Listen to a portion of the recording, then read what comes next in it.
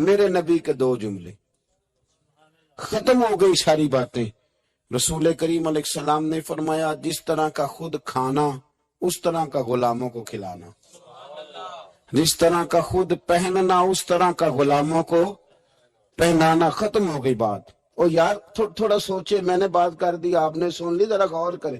جس طرح کا خود کھانا، بلاؤ نہ وہ حاجی صاحب جڑے بڑے نیک نے، جنج دے کپڑے آپ پاندے نے اندا ملازم بھی انج دے ہی پاندا ہے۔ بلاؤ نہ وہ سیٹ جو بڑی تقریریں کرتا ہے غریبوں کے حق میں، جس طرح کا خود کھاتا ہے غلام بھی اسی طرح کا کھاتا ہے۔ لیکن وہ عمل کرنے والے لوگ تھے، انہوں نے پھر عمل کر کے دکھایا۔ مولا علی شیر خدا کرم اللہ تعالی وجہ الکریم۔ ایک بات اور کر دوں، چلو آ گئی۔ حضرت علی کا ماننے والا جب مجھے جاہل ملتا ہے نا کوئی کہتا میں حضرت علی کا ماننے والا ہوں، میں انہوں کہنا تیری مہربانی کسی درس گاہ داخل ہو جا۔ اتنے بڑے عالم کا ماننے والا اور تیرا حال کیا ہے؟ دیکھیں نا، میں کہوں میں او استاد جی کا شاگرد ہوں، بندے کہن گے تیری گلہ تے نہیں پہ دس دیا۔ تھوڑی مہربانی کریں۔ جس سے کائنات نے علم لیا اور زمانے نے فیض پایا، ماننے والا اس کا ہو اور اسے دعائے قنوت بھی نہ آتی ہو، تو یہ کیا تماشا ہے؟ آپ دیکھیں نا، آپ کس بات کہاں کی ہے، سٹیٹس کہاں کا آپ بیان کر رہے ہیں، اور معیار آپ کا کیا ہے؟ بالکل جہالت کی بات کر دینا۔ اور بات مولا علی شیر خدا، حضرت علی المرتضیٰ کوفے میں نا اپنے غلام کو لے کے بازار تشریف لے گئے، کہنے لگے یار موسم آ گیا ہے، میرا دل ہے کہ کپڑے نہ خرید لیں قدر کے۔ اس نے کہا حضور چلیں، تو غلام کہتا دو جوڑے حضرت علی نے خریدے، ایک مہنگا ایک سستا۔ تو موٹی بات ہے، جو مہنگا ہے وہ آقا پہنے گا اور سستا ایسے ہی ہوتا ہے نا جی۔ چلو اور گل کرنے ہیں سادی، جلدی سمجھے جا جائے گی۔ جس جائیے دکاندار کو ویاہ تے کپڑے لین تے انہوں کہی دا ایک پان والے وکھا، پھر کہی دا ایک دین دوان والے وکھا۔ وہ دین دوان والے کہڑے ہوندے نے بھلا؟ جڑے پان والے نہیں ہوندے۔ دین دوان والے کہڑے ہوندے نے؟ ایک وہ دے جڑے پانے والے نے، ایک وہ دے جڑے دینے والے نے۔ اے دینے والے وہ ہوندے نے جڑے پان والے، ہاں جی او والے دکھا۔ تو وہ دکاندار کے پاس جا کے حضرت مولا علی شیر خدا رضی اللہ تعالیٰ نے اس کے ساتھ بیٹھے، دو جوڑے خریدے۔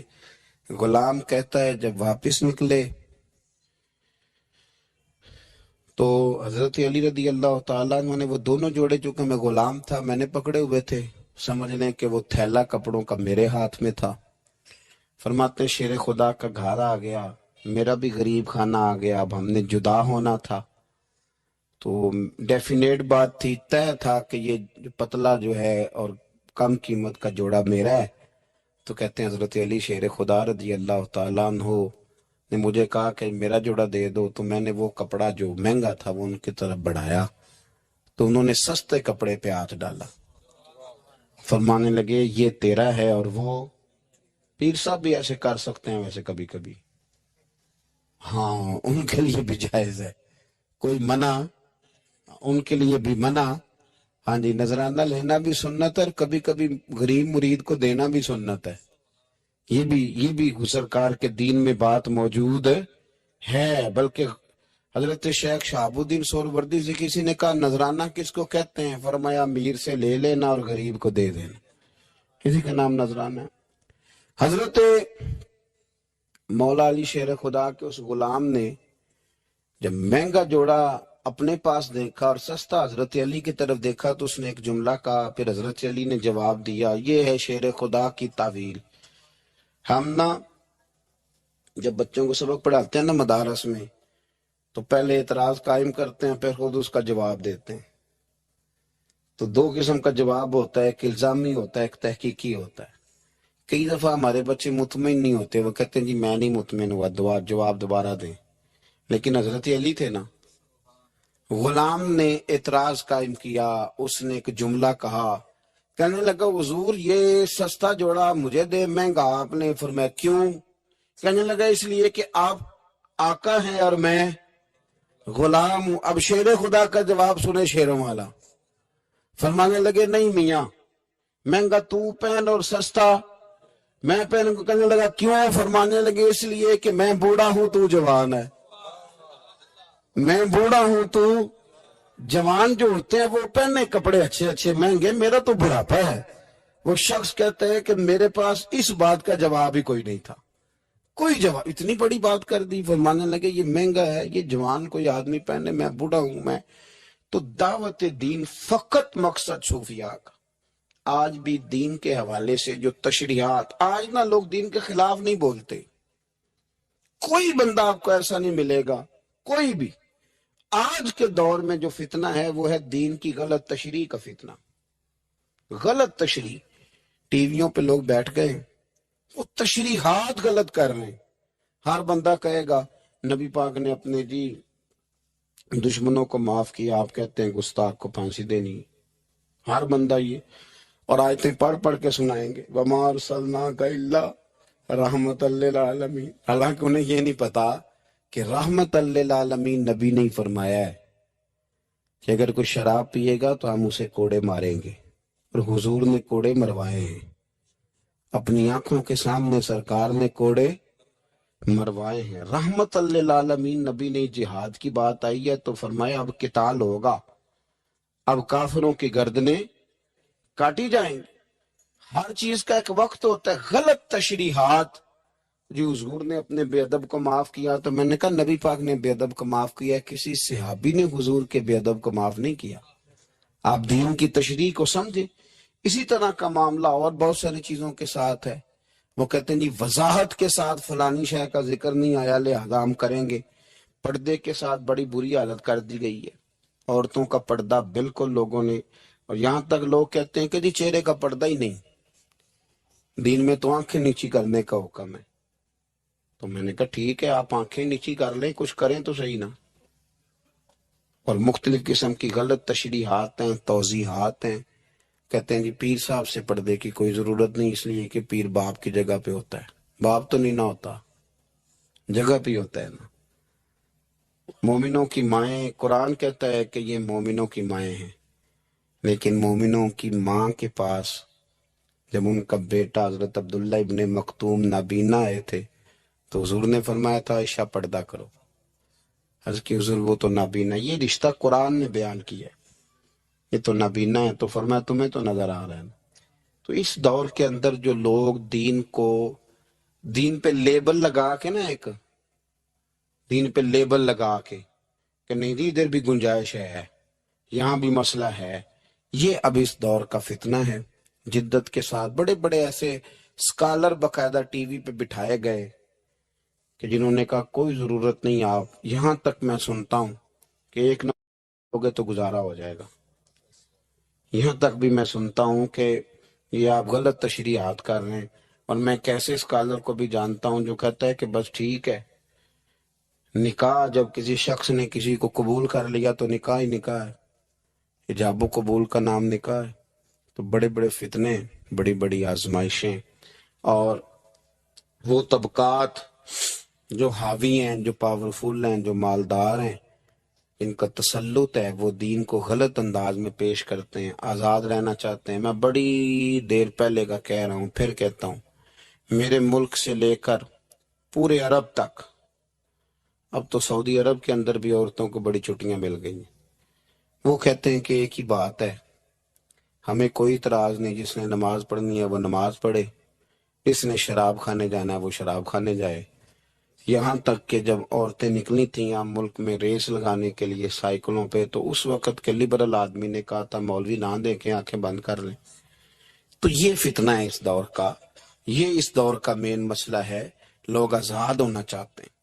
آپ یقین کریں، ابھی لمبا نہیں وقت گزرا، یہ آپ جو سفید داڑھی والے بزرگ یہاں بیٹھے ان سے آپ پوچھ لیں کہ بہت شرم کی بات تھی کہ لڑکا یہ کہہ دیتا کہ شادی سے پہلے میں نے بیوی کو دیکھنا ہے۔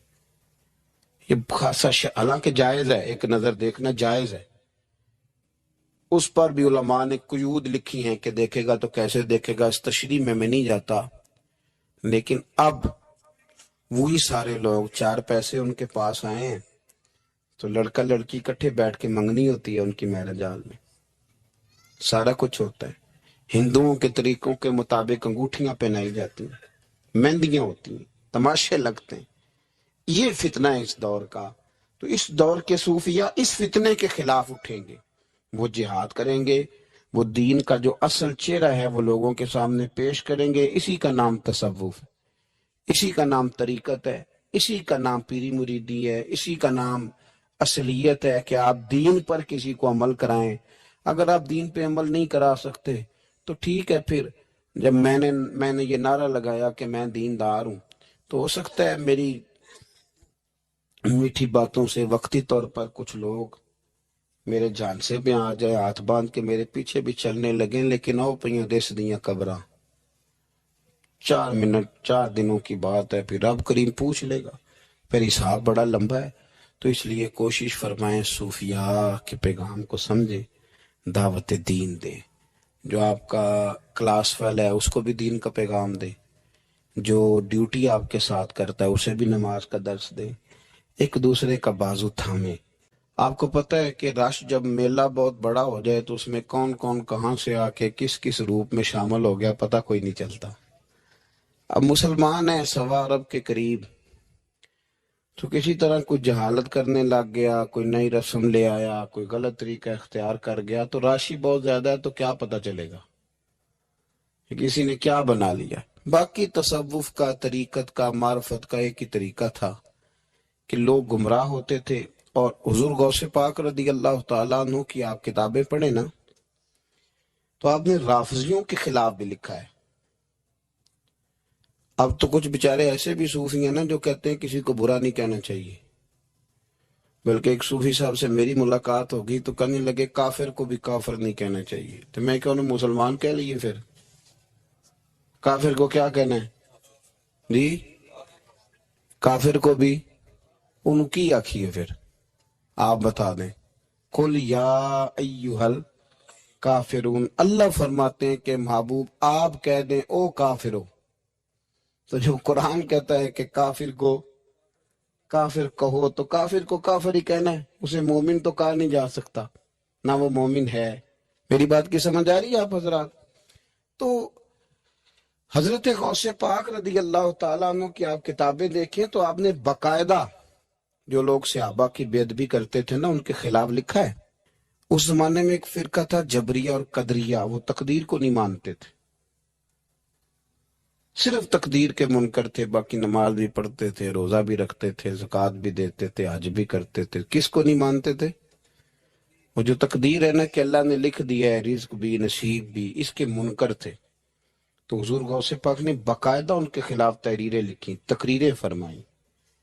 حضرت عبداللہ ابن عمر رضی اللہ تعالیٰ عنہ سے کسی نے کہا کہ حضرت صاحب وہ فلانا بندہ ہے، ساری دین کی باتیں مانتا ہے، صرف تقدیر کو نہیں مانتا۔ تو آپ فرمانے لگے اگر بیمار ہو گیا تو پتہ لینے نہیں جاؤں گا، مر گیا تو جنازہ پڑھنے نہیں جاؤں گا، اس لیے کہ دین کے ہر جز پر ایمان لانا دین ہے، کسی ایک کا بھی انکار ممکن ہے۔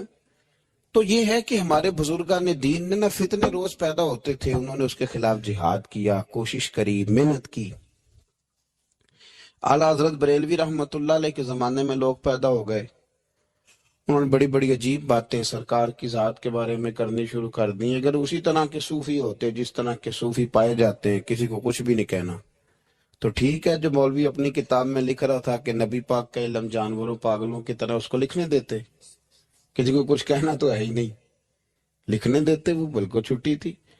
تو اعلیٰ حضرت نے جہاد کیا، ان کے خلاف لکھا۔ جب کسی نے کہا کہ حضور کے بعد بھی نبی آئے تو فرق نہیں پڑتا، تو اعلیٰ حضرت فرمانے لگے آئے کیوں، ہمیں ضرورت کیا ہے، یہ لفظ آپ نے کیسا بولا، کیسے آئے؟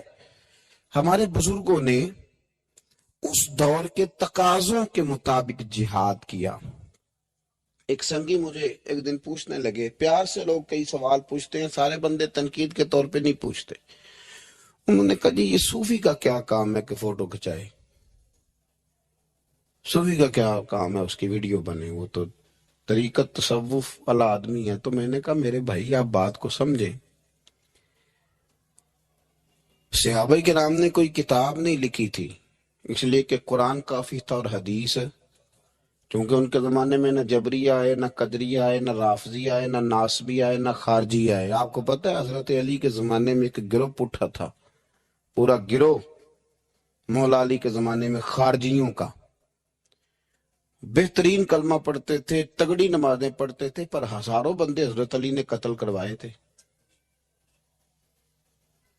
راشد زیادہ ہوتا ہے تو غلط لوگ بھی شامل ہو جاتے ہیں۔ مجھے بتائیں کہ آپ بیج نہیں ڈالتے تو پھر بھی فصل کے ساتھ جڑی بوٹی اگ جاتی ہے کہ نہیں؟ تو موج کرنے دے، اس کو بھی آ گئی ہے تو کاٹتے کیوں ہو؟ وہ اس لیے کاٹی جاتی ہے کہ اصل فصل کا وہ پھر نقصان کرتی ہے۔ تو حضرت علی نے وہ قتل کرائے، لوگ وہ کرانے پڑے، ورنہ وہ خرابی کر رہے تھے۔ اب صحابہ نے کوئی کتاب نہیں لکھی، لیکن بعد میں جب حالات خراب ہوئے، جبری آئے، قدری آئے، ناسبی آئے، خارجی آئے، تو غوث پاک نے بھی کتابیں لکھی، محدث ابن الجوزی نے بھی کتابیں لکھی، شیخ شہاب الدین سہروردی کی عوارف المعارف آپ دیکھیں، تصوف والوں نے، طریقت والوں نے کتابیں لکھی، ان لوگوں کا رد لکھا۔ آج ہمارا زمانہ جب آیا ہے نا، تو اس زمانے کے اندر لبرل لوگ بیٹھ گئے ہیں ٹی وی پہ، لبرلزم کا دور ہے یہ، دور اصل میں لبرلزم کا دور ہے۔ اس میں یہ جو آپ کو تھوڑا بہت محسوس ہوتا ہے نا کہ بعض جگہ علماء کے آپس میں اختلافات ہو رہے ہیں، تو یہ ویسے سب کے ہی ہوتے ہیں، دکانداروں کے بھی ہوتے ہیں، دنیا داروں کے بھی، ان جیوے کہ اپنی گل کوئی نہیں کرتا جی، اپنی گل کوئی بندہ اپنی بات نہیں کرتا، کیونکہ اپنی طرف اس کی نظر نہیں نہ ہوتی، نظر سامنے ہوتی ہے، تو سامنے والے کی بات کرنا ویسے بھی ایزی ہوتا ہے۔ تو اسی طرح مولوی بھی، میں بھی کہتا ہوں کہ سیاستدانوں نے بیڑا غرق کر دیا، کیونکہ میری بھی نظر سامنے ہے، اپنے اوپر تو ہے ہی نہیں۔ تو میرے بھائی، ہمارا جو دور ہے نا، اس دور کے اندر لوگوں نے ٹی وی پہ بیٹھ کے، میڈیا پہ آ کے کہنا شروع کر دیا کہ اسلام تو کوئی سختی نہیں کرتا، عورتیں بلا حجاب بھاگیں، گلیوں میں آئیں، جو مرضی کریں۔ نے کہنا شروع کر دیا کہ اسلام جو ہے وہ کوئی معاذ اللہ تعالی کسی کو پابند نہیں کرتا، وہ جو مرضی کرے۔ لوگ دین کا نام لے کے دین کا حلیہ بگاڑنے لگے۔ پینٹ شرٹ والے مولوی آ گئے مارکیٹ میں، پینٹ شرٹ والے، بڑا حالات خراب ہونے لگے۔ تو اب مجبوری ہے کہ جس طرح کا دور ہوگا، جہاد بھی اسی طرح کا ہوگا۔ سرکار نے تلوار سے جہاد کیا ہے، توپ کوئی نہیں چلائی۔ اب آپ کہیں جی آپ توپ کیوں، آپ بندوق کیوں چلا رہے ہیں، حضور کی سنت کے مطابق چلیں، تو میرے بھائی تب تلوار سے لڑائی ہوتی تھی، اب توپ سے ہوتی۔ اب دور ہے میڈیا کا، کوئی میڈیا پہ اعتراض کرے گا تو اسے جواب بھی میڈیا دے گا، اس کے مطابق آپ چلیں گے۔ تو صوفیاء کو بھی یہ استعمال کرنا پڑا۔ تو یہ باتیں آپ سمجھیں، صوفیاء کا ایک ہی مقصد ہے۔ ہمارے زمانے میں نا جو کام نہیں نہ ہو رہا وہ دین کی دعوت ہے۔ کیوں بلا؟ اس لیے کہ لوگ تنقید کرتے ہیں، ہر بندے پہ ہی کرتے ہیں۔ وہ الگ بات ہے کہ میں محسوس زیادہ کر لوں، آپ محسوس زیادہ کر لیں، ورنہ ہر بندہ ہی تنقید کی زد میں، ہر بندہ وہ جس شعبے سے بھی تعلق رکھتا ہے۔ میرے بھائی، ایک ہی مقصد ہے ساری طریقت کا، وہ ہے دعوت دین، دعوت بے نمازی کو نماز کی دعوت، شریعت کے باغی کو شریعت کی دعوت۔ کبھی آپ نے یہ نہیں سنا ہوگا کہ مولوی ہڑتال پہ ہیں تو مسجدوں میں جمعہ نہیں ہوگا آج؟ کبھی سنا ہے؟ ڈاکٹر ہڑتال پہ جاتے ہیں کہ نہیں؟ وکیل، ٹرینوں والے، مولوی صاحب کبھی گئے ہوں کہ آج مولویوں کی ہڑتال ہے؟ اللہ کے فضل سے کبھی آپ نے نہیں سنا ہوگا، کبھی ایسا نہیں ہوا۔ اور میں آپ کو بتاتا ہوں، میرا مسجد سے تعلق ہے، اتنی پریشانی کسی بندے کو نہیں ہوتی جتنی مسجد کے امام کو ہوتی ہے کہ یار میں جا رہا ہوں، جماعت کون کرائے گا؟ یقین کریں، وہ بندہ ڈھونڈتا ہے، محنت کرتا ہے، تلاش کرتا ہے، کسی کے ذمے لگاتا ہے، چابیاں دیتا ہے۔ مجھے پتہ ہے نا جی، یہ اور یہ دلچسپی ہے، یہ شوق ہے، یہ ذوق ہے، اس کو آپ سمجھیں۔ دعوت دین علماء دے رہے ہیں، صوفیاء دے رہے ہیں۔ کسی بھی بندے کو آپ ٹٹول کے دیکھ لیں، یار ماشاءاللہ داڑھی شریف رکھ لی ہے، تو کہے گا یار میں لاہور گیا تھا، ایک علامہ صاحب کی بات سنی، بس میرے دل پہ لگ گئی۔ ہو سکتا ہے اسے نام بھی نہ یاد ہو۔ تو یہ دعوت دین ہو رہی ہے تو بات آگے بڑھ رہی ہے نا۔ آج بھی کوئی سوشلزم کا ماننے والا، کوئی لبرل آدمی، کوئی کسی قسم کا بندہ مارکیٹ میں آ کے دین پہ اعتراض کرتا ہے. میں تھوڑے دن پہلے سائی والک یونیورسٹی میں گیا تو ایک بچہ کہنے لگا کہ پیر صاحب میں نے بات کرنی ہے تو آپ نے مجھے گستاخ کہنا ہے، تو اگر آپ نے گستاخ ہی کہنا ہے تو میں نہیں کرتا. تو آپ بتا دیں. میں نے کہا نہیں، آپ بات کریں، میں آپ کو گستاخ نہیں کہتا. کہنے لگا جی نبی پاک صلی اللہ علیہ وسلم کے زمانے میں غلامی ختم کیوں نہیں ہوئی؟ چاہیے تھا حضور کہتے آج کے بعد کوئی غلام نہیں، ختم کر دیتے. ختم کیوں نہیں ہوئی؟ بکتے رہے غلام، بلکہ حضرت علی کے زمانے تک غلام بکتے رہے. تو آپ کے پاس کیا جواب ہے؟ میں نے کہا اصل میں آپ رہتے ہیں ان لوگوں کے پاس جو بیچارے عشاء کی رکھتے بھی پوری نہیں بتا سکتے، اس لیے آپ کے اندر یہی وہم پیدا ہوا ہے. میں نے کہا میاں نبی پاک نے غلامی ختم کر دی. کہنے لگا جی نہیں، یہ میرے پاس ابن اسحاق کا والا ہے، ابن حشام ہے، فلانی کتاب ہے، فلانی کتاب ہے. میں نے اسے کہا بچے آپ سمجھے نہیں، نبی کریم علیہ السلام نے نا غلامی کو اتنی عزت دے دی تھی کہ غلامی غلامی رہ ہی نہیں گئی تھی. غلامی غلامی رہی نہیں. تو جب کسی چیز کا نام ہی ختم کر دیا جائے، اس کا وہ عہدہ ہی ختم. یہ جو لوگ تھوڑے سے اداروں سے انسلاک رکھتے ہیں وہ سمجھتے ہوں گے کہ سیٹ ہی اگر ختم کر دی جائے کوئی، تو اس سیٹ پر جو بندے موجود بھی ہوں تو وہ سیٹ ہی نہیں، سیٹ ہی کوئی نہیں. حضور نے دیکھے نا، حضرت ابو ذر غفاری فرماتے ہیں میں اپنے غلاموں کے بارے میں بڑا سخت تھا. لوگ مثال دیتے تھے کہ اگر پھر تمہارا وہی حال کریں جو ابو ذر اپنے غلاموں کا کرتا ہے. فرماتے میں جب کلمہ پڑھنے آیا تو بڑی نصیحتیں حضور نے فرمائیں، تو جب میں واپس جانے لگا تو ایک آواز دی. میں واپس لوٹا تو فرمایا ایک بات کا خیال رکھنا. یا رسول اللہ وہ کون سی؟ فرمایا اپنے غلاموں کے ساتھ اچھا سلوک کرنا. تو فرماتے میں نے فوراً عرض کی حضور کس طرح کا سلوک کروں، کس طرح کا؟ تو یہ ابن ماجہ میں، ابو داؤد میں، نسائی میں، مسند احمد میں کیا خوبصورت انداز ہے. یہ جو بڑے انسانی حقوق کی تنظیموں پہ بات کرنے والے نا، پورے یورپ میں شور مچانے والے، وہ بڑے حقوق بیان کریں گے، سیمینار کریں گے، چارٹر لکھا جائے گا، ڈبیٹ ہوگی، ایوان اقبال میں سیمینار ہوگا، فلانی جگہ ہوگا، کچھ پلے نہیں پڑے گا.